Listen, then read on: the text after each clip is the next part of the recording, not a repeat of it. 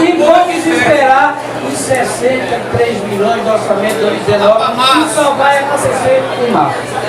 Arivaldo, é sobre isso que tem os prazos, né? Do próprio procedimento licitatório. Prazo para recurso e tudo. Então a gente tem que ficar atrás. Atrás da comissão de licitação. Vamos, peraí. Vamos lá. 3 milhões, o prazo vai expirar. Se naquele dia 31 a gente não conseguir, a doutora tá aqui. Empenhar se perde. Se perde esse período. Perdeu o gol, Mas não vai perder não. Vai dar certo. Olha, deixa eu dizer um negócio. Eu quero muito ouvir a Chesf, porque a gente teve aqui uma notícia boa, vamos chamar de boa, né, que tem a garantia de 64 milhões para o ano que vem, 144 milhões para Pernambuco, Xixi e Taparica, e mais 60 milhões de emenda de bancada. A gente vai articular, vamos acompanhar. A Procuradora da República já me disse aqui que vai ter que criar um mecanismo de procedimento de acompanhamento da liberação e do gasto desse recurso. Agora eu quero fazer um registro aqui. É angustiante a gente falar com a Codevasf, Arivaldo, eu sei que a culpa não é sua, nem a culpa de Zé, como se a gente estivesse falando com alguém que não fosse o próprio governo federal. A gente fala com a Codevasf já joga com o governo federal como se ela não fosse o governo federal. Como se ela não tivesse condição de responder por suas ações. Quando a gente critica a Codevasf fala no Ministério. Como se não fosse uma coisa só. É uma companhia, é uma empresa pública, né, que tem sua autonomia, seu papel, suas funções, mas é algo subordinado ao Ministério da Integração e precisa ela cuidar. Eu vi Zé falar aqui, é preciso que vocês se mobilizem para liberar o recurso. Quem precisa se mobilizar é a Codevasf.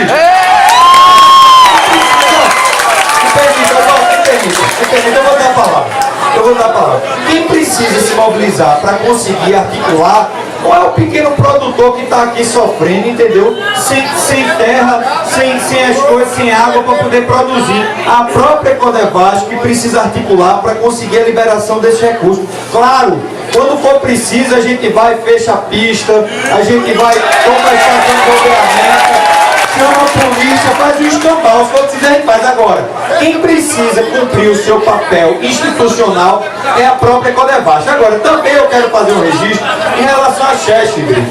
Que a Chesf, assim como você, Brito, que saiu assim da mesa, parece que a Chesf está sem querer participar, como se não fosse com ela esse problema. Esse problema é com a Chesf também. A Chesf não pode fugir de suas responsabilidades. A Chesf delegou, tornou para a Codevasf para fazer o papel que seria dela. Então a Chesf, que tem receita própria, precisa estar atenta ao que está acontecendo aqui. Poderia inclusive socorrer a Codevasf em caso da falta de recursos. O que não pode é a Chesf cruzar os braços, a Codevasf fingir que não é com ela, olhando para o Ministério da Integração com o pires na mão, e o povo aqui sofrendo, entendeu? Penando, certo? Sem ter culpa de absolutamente nada. Então, eu faço esse registro, vou devolver a palavra ao senhor Arivaldo para que ele possa também se posicionar e passo já em seguida a palavra para Brito, para que a gente possa saber, diante dessa confusão toda, onde é que fica a Chesf. A Chesf está vendo algo que é de sua responsabilidade não ser cumprido, não ser feito. Terceirizou a responsabilidade, né? Na hora que existe algo chamado responsabilidade subsidiária, né? Assim, né? Quando o Estado, né? Assim, doutor, quando o Estado terceiriza a responsabilidade sobre os trabalhadores das empresas terceirizadas, quando ele deixa de pagar o salário, o trabalhador entra com ação na justiça, com responsabilidade direta em relação ao contratante, ao empregador, e responsabilidade subsidiária em relação ao contratante, na verdade, ao final, ao Estado. Então o mesmo caso acontece em relação a vocês aqui. Se a Codevasf não está cumprindo o seu papel, os trabalhadores têm ação, entre aspas, contra a Chesf, de quem é a responsabilidade sobre o perímetro. Então, antes de ouvir o Dr. Brito, eu queria ouvir a Arivaldo, que vai trazer algum esclarecimento, depois já em seguida eu passo para mim. Rodrigo, gente, a realidade tem que ser dita. Nós não vivemos um sistema presidencialista. Nós vivemos um sistema mais legislativo do que presidencialista. Por quê? Veja o que eu acabei de dizer na história da Codevasf. Ela, quando foi pensada, era 1% do orçamento. Vejam que o nosso amigo Rogério, e aqui a nossa amiga aqui o Polo Sindical colocou. Primeira coisa que precisa, orçamento. Orçamento é uma peça que vem do legislativo que aprova. É o legislativo que aprova o orçamento. Então, veja bem, quando eu digo que preciso de ajuda a vocês, nós, acabei de dizer naquela na minha fala, que nós estávamos nos corredores do Congresso pedindo a quem? Aos congressistas, a quem? Aos deputados. Quem votou em quem, peça aos seus deputados. Isso! É bem claro. Não. São os deputados federais que estão lá em cima. Aumenta esse percentual da Codevasf. Não chega para o mesmo percentual. Então pode emenda de bancada que eu estou agora. Agora lembrando, emenda é uma coisa. Agora vai ser votada. Olha, cabe ao parlamentar, claro, a articulação como representante do povo. Agora, ao deputado, a participação em relação ao executivo, ele tem a partir das emendas parlamentares ou emenda de bancada.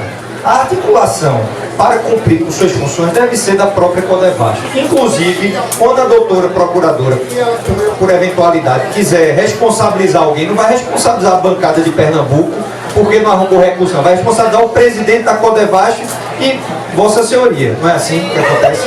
Quem tem personalidade jurídica, para responder pelos atos, enquanto Poder Executivo, é a própria Codevasf e o Ministério da Integração. Então, eu quero deixar isso claro que todo tipo de articulação é válida. Com os deputados federais, se a gente puder chamar a igreja também é importante, se a gente chamar os sindicatos é importante, tudo é importante. Agora, a responsabilidade natural é do Poder Executivo, e a Codevasf é o Poder Executivo precisa cumprir seu papel. Passo a palavra para o doutor Brito. Boa tarde a todos. Brito, o que acabou de dizer aqui que não tem nenhum documento que diga que a responsabilidade é da Codevasf. Aí vocês se resolvem entre vocês dois aí.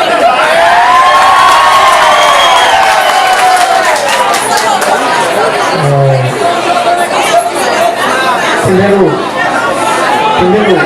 em nome do presidente, Vamos fazer silêncio, vamos ouvir o presidente da chefe, por favor.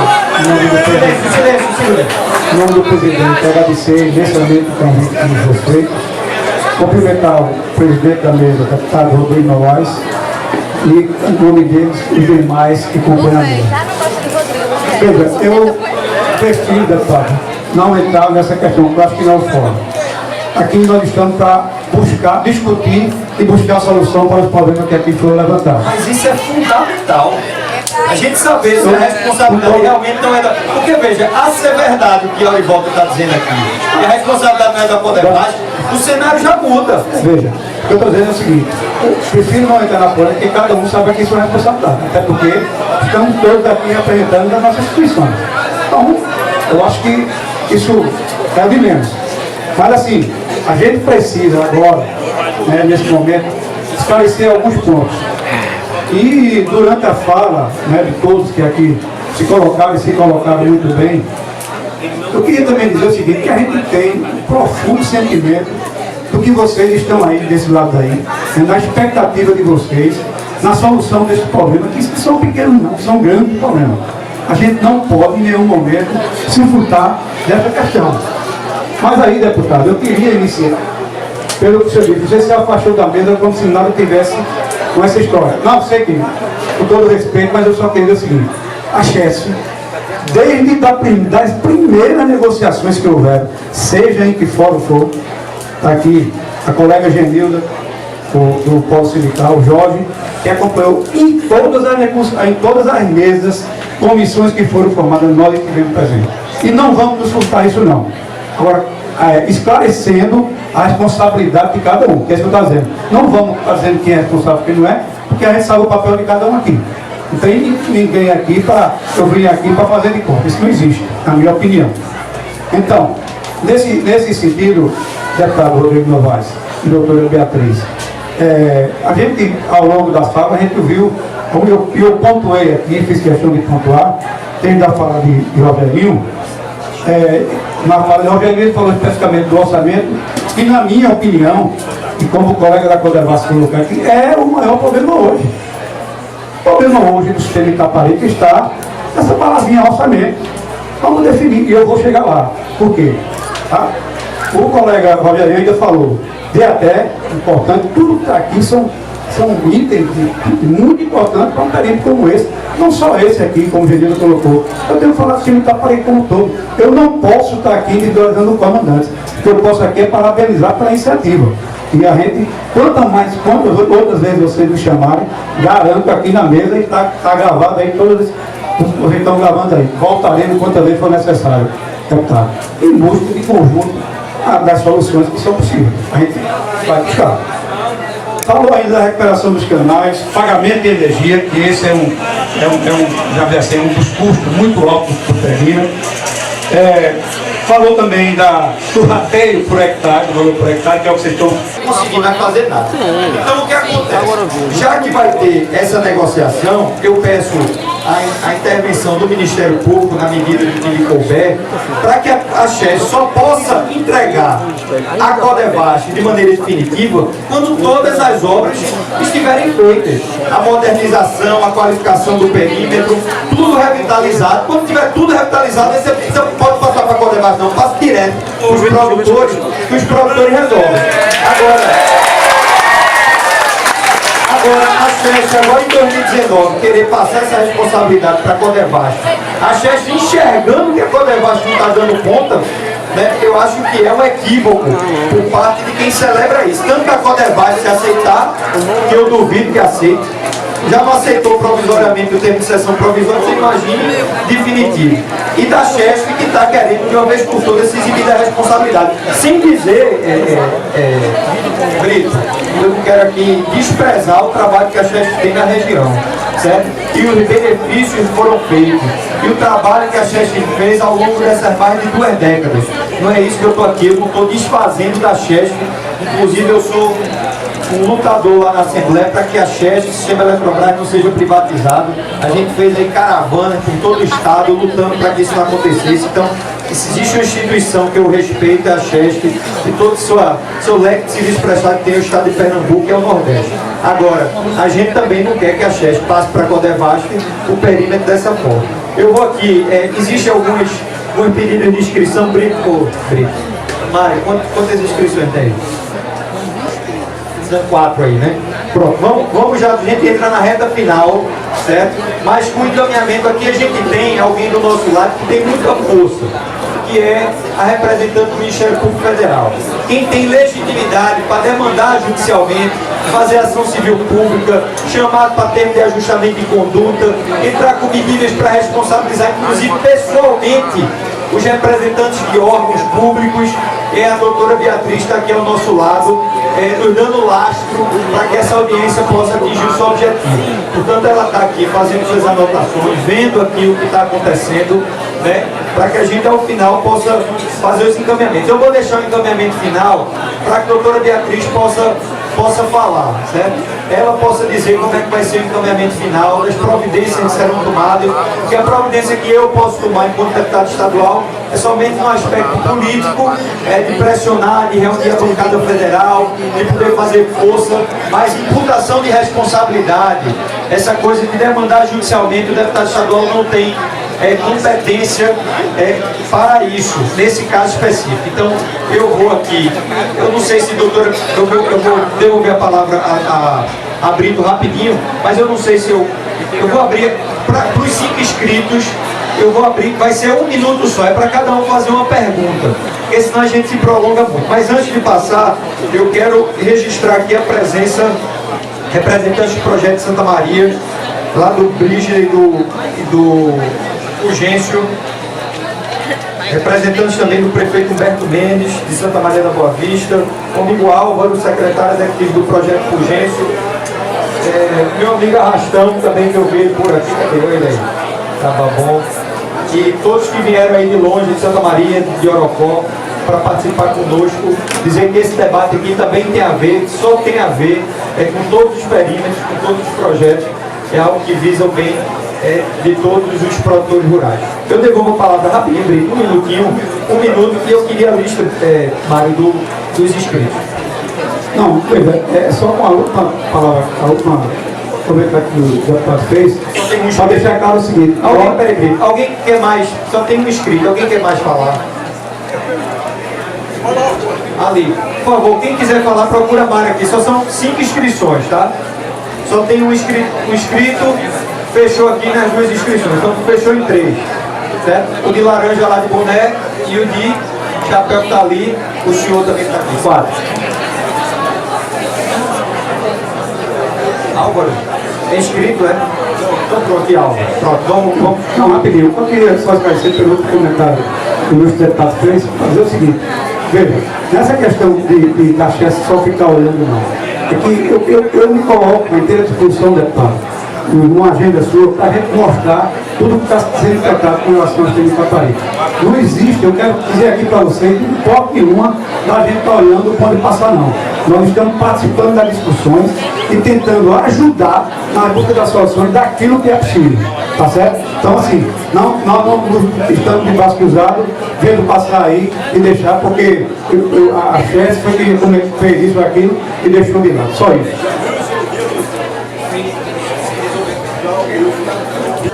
Meus companheiros e companheiras, é um prazer enorme estar aqui com vocês. É o terceiro fórum que eu participo e a gente ouve muita coisa lamentável, mas que muitas coisas são colocadas na prática, né? Eu quero fazer um relato um pouquinho do lote que eu trabalho. A Chess entregou um lote a gente há 7 ou 8 anos atrás e o nosso lote é improdutivo. Eu cheguei lá, não tinha nenhum filho, hoje eu tenho 3 filhos estudantes. Então, esse nosso lote, nós corremos atrás da assistência técnica e a Chess retirou a assistência. Nós não encontramos quem fizesse análise de solo, mas os coqueirinhos, o sindicato foi lá e tirou foto e viu que são improdutivos. Os coqueirinhos tudo amarelinho, a gente devendo no banco, não pode pagar porque o lote é improdutivo. Foi comprado a VMT e a gente ficou de mãos atadas. Hoje a gente se encontra nessa situação. E também, quer dizer que a nossa situação é igual àquela, estão tudo alagadas, as estradas cortadas. É triste a nossa situação. E lá nós não temos distritos. Lá nós ficamos bem verba lá para a Bahia, vem para aqui, não sei para onde, e nós lá ficamos no meio, porque nós não temos distrito, nós precisamos ter essa ligação. Nós estamos isolados, não tem estrada, não tem nada, só tem lama assim, ó. A gente vai de um carro e não volta, só anda a cavalo. É um sofrimento muito grande, ficamos isolados. Então a gente quer que olhe com bons olhos para essa situação. Também a demarcação da área de sequeiro, que é outro caos. No caso da gente, a gente não teve condições de trabalhar no lote, fomos trabalhar numa área próxima, os invasores chegaram, ameaçaram, tomaram, tivemos que sair por conta da responsabilidade de a gente não ter um local para trabalhar. Isso é um absurdo. No Brasil, nós passamos 33 anos gerando renda nessa região. Nós somos resistência, gente. Nós ficamos esse tempo todo gerando renda para essa região toda. Então, tenho respeito por a nossa situação, que é grave, é gravíssima a situação dessa. E também água potável. Lá na Globilha 4, bloco 2, numa altura lá, que só, o rapaz acabou de confirmar aqui que não está chegando nem 20 litros de água nas casas. E agora que houve uma reforma, uma arrumação lá. E teve tempos que estavam comprando a R$40 de carro-pipa. Ó, pessoal do projeto. Viu? Então, a situação é assim. A Chess diz uma coisa e a realidade é outra. E fomos abandonados. Desde o momento que cortaram a nossa VMT, ficamos de mãos atadas. Isso é injustiça. Somos resistentes ou não somos, pessoal? Bloco 2.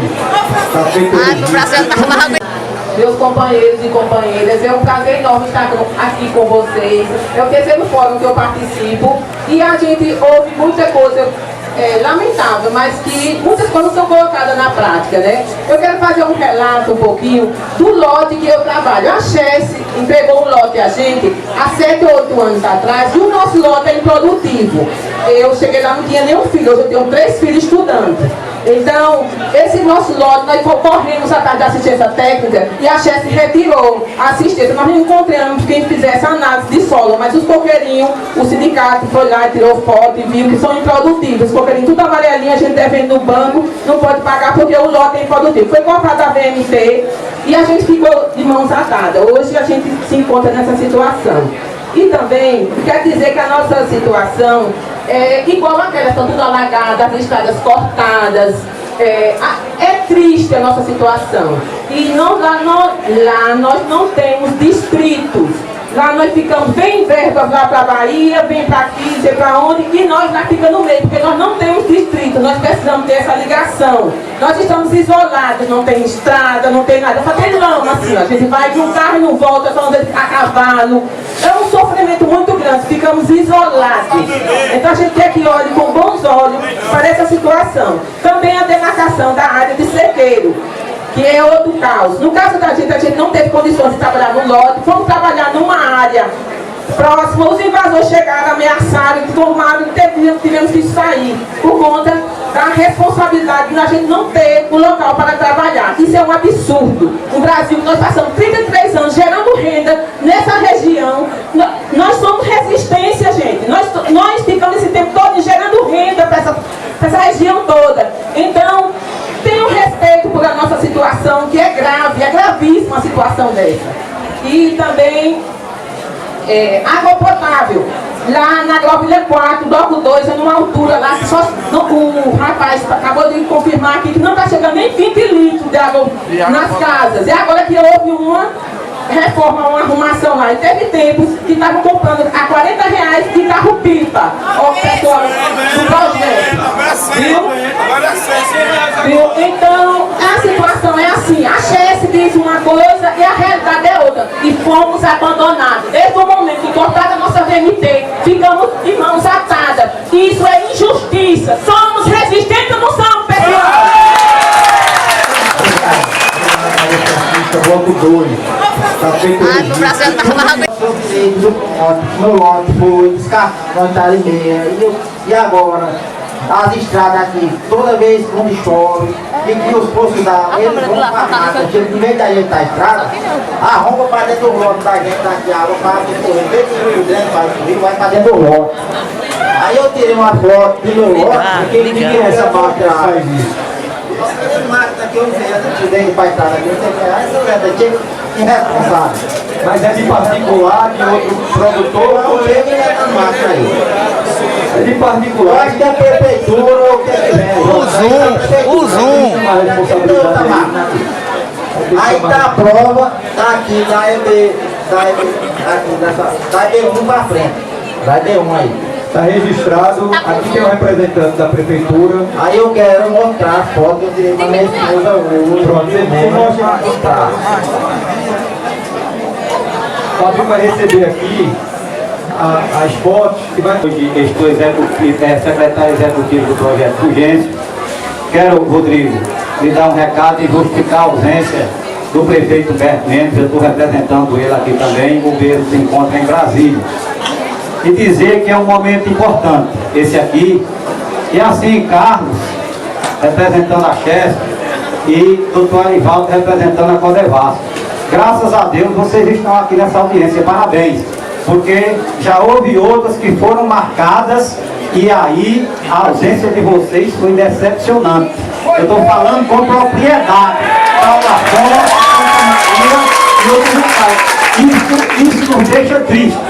Não diminui a amizade que eu tenho com vocês, mas nos deixa triste, tá certo? E assim, a gente sabe que o sistema Itaparica, ele vem ao longo dos anos aumentando só as dificuldades. Quero dirigir aqui isso ao Ministério Público, né, na doutora, esqueci o nome, Beatriz. Preste bem atenção nessas coisas, doutora, e que leve isso e que possa nos ajudar. Porque se os projetos do sistema Itaparica pararem, essa região se acaba. A situação é triste, certo? E dizer que nós vamos estar vigilantes o tempo todo, não vamos parar, nós vamos lutar. Quero aqui, Rodrigo, fazer um agradecimento não só em nome dos reassentados e reassentadas do projeto Fugência, mas vou pedir licença a todos os reassentados de todo o sistema Itaparica para fazer um grande agradecimento por você que está fazendo esse trabalho aqui nessa tarde com a gente. Político faz dessa forma, tá certo? Está junto do povo com responsabilidade. Não estou aqui levantando a bandeira de Rodrigo, mas ele está fazendo um grande papel nesse momento aqui com a gente. E aí, Carlos, para finalizar, eu quero fazer um pedido a você quanto a essa questão que para mim ficou uma coisa assim inexplicável, quanto à questão da assinatura desse termo que o deputado Então colocou bem aí, porque como é que eu lhe vendo um carro? Tá certo? Então eu assino o termo, tá certo?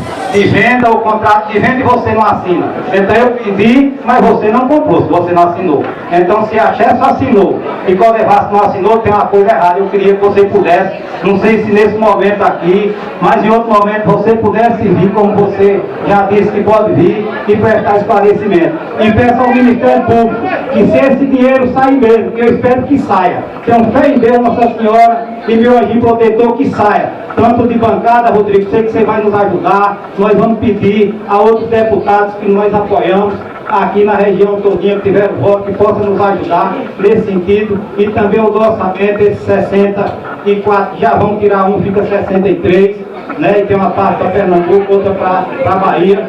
E aí eu peço que o Ministério Público possa acompanhar esses gastos, esses custos. Sabe por quê? Porque esses 247, se eu não me engano, de 2007 até 2013, 280, esse dinheiro era o dinheiro do tempo da vaca gorda. Aí todo mundo participava. Todo mundo participava um do outro. Aí hoje não tem mais a vaca gorda, a vaca está magra, caída, não girava, aí não tem mais. Muito obrigado.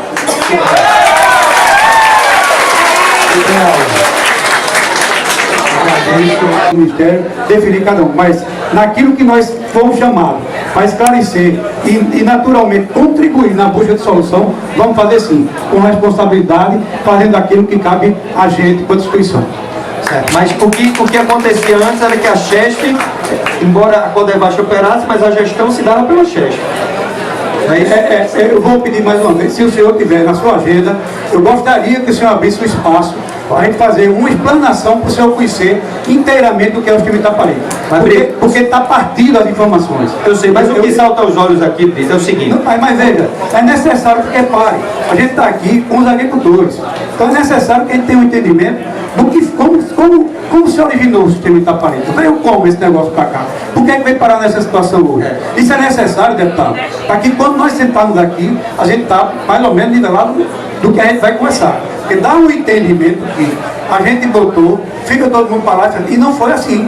As coisas foram construídas gradativamente, com infraestrutura para todos os perímetros, uma maiores, outras menores, mas todas elas com água, com energia, com a escola, com posto de educação. Então, assim, é necessário a gente ter um entendimento completo do que é o sistema Itaparica, para que quando nós nos posicionarmos num ambiente desse, na audiência pública dessa, a gente venha nivelado para que quem está ali do outro lado, os agricultores que eu repeti aqui no início, saiba exatamente daquilo que está passando. Por quê? Porque o termo, me permita, o termo de cessão provisória de posse, ele foi assinado por 2 anos seguintes e na sequência esbarrou, está lá na Advocacia Geral da União, para que isso se proceda, discutido amplamente, publicamente, todo mundo é conhecedor disso. Agora, tem detalhe, tem as informações, eu repito, me permita, deputado, as informações estão partidas, e é necessário que ela venha inteira para a gente ter um perfeito entendimento do que é o sistema Itaparica. Certo, Brito. Eu chamo a atenção e registro essa responsabilidade da Chesf, por exemplo, que me chamou a atenção foi porque no ano de 2018, por exemplo, certo, não houve assinatura do termo. Não houve assinatura do termo dito pelo superintendente da Codevasf aqui do meu lado. Não sei a opção entre essas duas, a Chesf e a Codevasf, sobre de quem seria a responsabilidade. Havendo isso, é preciso que haja uma solução. E isso todo mundo está vendo, quer dizer, não é uma conotação que eu estou dando, não, é algo concreto que a gente está enxergando. Eu vou passar só para concluir. Importante que eu acho, além de a necessidade que tem de revitalização do nosso projeto, tem que haver uma forma cobrando de quem quer que seja, e acho que seja de doutora prefeita, a revitalização de nossa saúde, porque falta remédio no posto, falta carro forte, existe forças aí, o camarada tá botando o carro pipa para esgotar, nada está funcionando 100% aí, não temos carro forte, não temos carro para colher o lixo, aonde você passa nessa estrada aí, você está topando um monte de lixo. Na minha roça, no final do ano passado, tiveram o despautério que vendia esgoto de botar lixo hospitalar no pé da minha cancela. Eu tive que, cheguei lá, já tinha uma ambulância recolhendo uma parte, mas boa parte ficou assim como seringa, o escambau, cavei o buraco fundo e enterrei. E o mais importante, quando a gente reclama no posto, tem umas pessoas que defendem, diz não, é porque está fazendo a licitação. Mas que licitação da testa é essa? Porque uma licitação é no mínimo 90 dias, nós estamos com quase 90 anos nessa situação. O danado dos velhos aí, o dinheiro um pouco que recebe, tem que comprar o remédio, porque falta tudo que é de responsabilidade do município. O que está funcionando, não 100%, está sendo a educação, porque o mais é um caos, é uma vergonha, posso dizer assim, porque você não tem remédio, você está botando o motor para esgotar sua fosse. Essas tapas buracos que estão fazendo aí agora, estão fazendo porque estavam sabendo já há muito dia que ia ter essa audiência pública aqui, disse, nós vamos botar o maquinário aí, vai ser uma vergonha, porque conserta um lado, o outro não entrega, quando vem pra cá, o outro lado, já não está mais tratando. Então se tem representante da prefeita aqui, já que ela se encontra viajando, que se apresente e que diga o porquê não está vindo o remédio, porque não está vindo o carro força, para ir, que a gente precisa de tudo isso, e outras coisas que precisa o município fazer, que ele não está fazendo. Minha parte fora é essa, amigo. Tá bom, amigo. Muito obrigado a todos. Obrigado, Fabinho. Fabinho está aqui, que é secretário do município. Ele vai levar essa queixa à prefeita. E aí, Fabinho, você tenta ver como é que a gente consegue dar uma solução sobre isso. Também quero registrar a presença do vereador Silvio, também chegou, ficou aqui atrás, eu não tinha visto. Também marca a sua presença. A Câmara de Vereadores aqui, bem representada aqui com 4 vereadores.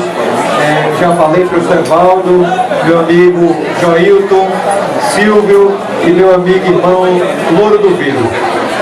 Vamos lá, vamos passar a palavra agora para a última oradora que escutou tudo atentamente, a quem eu quero agradecer por toda a sua atenção e zelo com a questão que está sendo tratada hoje aqui. Não é só nessa audiência pública, já participou de outras audiências, de outras reuniões e tem se mostrado muito atenta e com vontade de ajudar, compreendendo o sentimento dos produtores rurais que vivem por aqui. Queria passar a palavra à doutora Beatriz Ribeiro. Boa tarde a todos e a todas aqui presentes. Eu gostaria de agradecer a oportunidade de estar aqui participando dessa audiência, podendo ouvir aqui tanto os aspectos da população, os aspectos da prefeitura, os aspectos dos órgãos federais envolvidos, os aspectos dos trabalhadores rurais, porque a questão é bastante complexa. Eu já tinha tomado contato com esse problema lá na Procuradoria, já tive reuniões com a Codevasf, com a Chesf, com o Rogério, e realmente é um assunto que me deixa muito perplexa. Como Ministério Público Federal, a gente tem a atribuição de defender os direitos coletivos, os direitos sociais, defender o Estado Democrático de Direito e fiscalizar, principalmente, os órgãos de administração pública. Então, assim, eu fico muito perplexa que nessa situação, nem os próprios órgãos federais envolvidos estão sabendo dizer de quem é a responsabilidade aqui pelas atribuições. A gente pergunta a Chesf diz que é da Codevasf, pergunta a Codevasf diz que é da Chesf. A Chesf faz um contrato, a Codevasf não assina. Existia um convênio, a Chesf denunciou esse convênio, se eu não me engano, em 2014, 2013, né? Então, assim, é uma situação bastante complexa. Tem muita coisa a ser estudada e tem muita coisa a ser exigida dos órgãos federais. Sobre os encaminhamentos aqui, deixa eu ver o que eu anotei.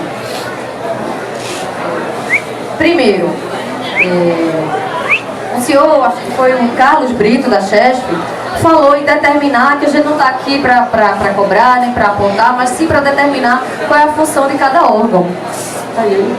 Então a gente pergunta, se o senhor, se não foi assinado ainda o contrato de transferência definitiva desse patrimônio para a Codevasf, eu gostaria de saber de quem é então a responsabilidade pela manutenção e operação desse sistema do perímetro irrigado. Porque a gente fica sem saber até de quem cobrar. E isso é muito importante. Outra questão que a gente precisa saber: qual é a perspectiva de acordo dessa transferência de patrimônio de forma definitiva? Porque estamos, inclusive, tratando de um patrimônio público federal. A gente está vendo aí o patrimônio público federal, gente, que não foi de graça. Que não foram feitos, e que os milhões vieram e que seria fiscalizado por vocês mesmos, que diz que a fiscalização era através de chefe e que o recurso entraria na classe. Não faz pergunta, que se você fizer, eu vou dar direito dele de responder. Aí a gente não sai hoje daqui. Não, fala o que tu tiver que falar, porque senão a gente vai ficar... Mas é isso que eu estou dizendo. Porque, na verdade, o que a gente vê e o que a gente hoje está vivendo e vivenciando em todos os perímetros é isso aqui. É o abandono e o descaso. E vários bilhões que eu não sabia nem ter esse número, que eu não sei nem ler. Essa ruma de número que a doutora mostrou, eu não sei nem ler. E o cara dizer que está desencontrado, não é desencontrado não, está desassistido mesmo, e esse recurso que deveria ser realmente feito em tanto recurso, seria assim a tal da danada da CPI, que aí eu cabria ver como é que se faz com tantos bilhões de reais. Isso é realidade. Isso é realidade. Não tem tipo de poste, não tem vários lotes descartados. Tem agricultor que não sabe nem onde é o lote dele aqui no incomodante. Várias situações. E dizer que não tem conhecimento. Carlos, eu chamo qualquer um para a gente discutir Itaparica. E olha que eu sou moleque. Sou um menino há 20 de muitos aqui. Eu cheguei aqui com 12 anos, tenho 43. Mas eu me sento e discuto, porque desde os 12 anos que a gente bate perto. Você sabe disso, que em todas as reuniões a gente sempre participa. E que isso aí é um descaso total, recurso do governo jogado fora, e quem está pagando a conta somos nós. Não é vocês que estão recebendo a conta mesmo. Somos nós que não estamos conseguindo pagar nossas contas. Tá certo? Era só esse relato, para que a gente possa ficar. Valeu, Angelino. Parabéns. E, gente, eu vou concluir também dizendo o seguinte: eu vou enviar a cópia disso aqui. Eu não tenho atribuição para abrir CPI na Assembleia Legislativa, porque os órgãos são federais. Mas eu vou pegar a cópia da ata, com as sugestões, tudo que foi dito aqui, encaminhar para o coordenador da bancada federal de Pernambuco, na Câmara dos Deputados, e solicitar a ele que faça o encaminhamento para que a gente possa ter uma CPI e aprofundar a investigação sobre os investimentos e os gastos que foram ao longo do tempo aqui no projeto Itaparica. Não é uma promessa não, eu estou dizendo que eu vou encaminhar, para depois não acontecer vocês acharem que a gente não fez. Não é de responsabilidade do deputado estadual, deputado federal eu estou encaminhando. Vamos continuar vigilantes, vocês vão ter notícia de tudo que foi dito aqui. A gente, se for necessário, a gente faz outra audiência pública no início do ano, para poder dar retorno de todos os encaminhamentos que foram tidos. E eu saio daqui confiante que o Ministério Público Federal, com a sensibilidade da cobra baixa, a sensibilidade da chefe, vai e da vida de todos vocês. Muito obrigado a todos, fiquem todos com Deus, vamos voltar.